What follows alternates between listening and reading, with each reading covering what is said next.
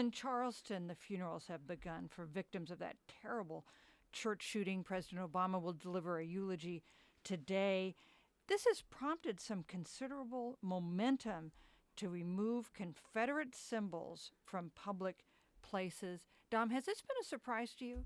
Well, it moved very quickly when it came to the Confederate flag in particular. I mean, South Carolina, the fight has been happening for so long. I mean, it was 15 years ago when Democrats and Republicans in the state came with that compromise to take the flag off the dome. So to see it move this quickly when Republican candidates, frankly, were not exactly stepping forward to say, let's do this, until Nikki Haley took the steps, the governor of South Carolina, to do it. Lindsey Graham was there. So was Tim Scott, the first African-American senator from South Carolina. Then all of a sudden there was a flood of support to get that moving. Now, here's the question, though, going forward.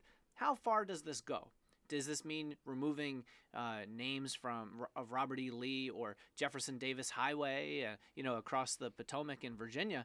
Are you gonna be removing the names of Robert E. Lee from elementary schools and other places? Something that David Brooks wrote about today in the New York Times, arguing that he thinks they should.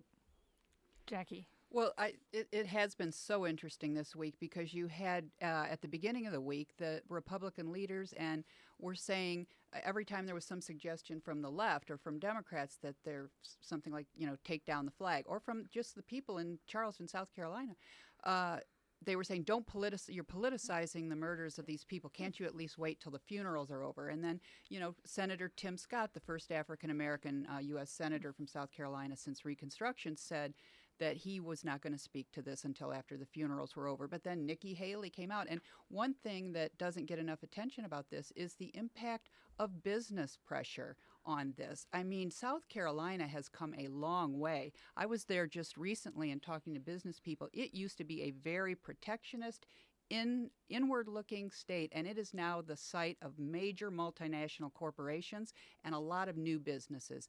And those people do not want this state to be seen as backward and racist.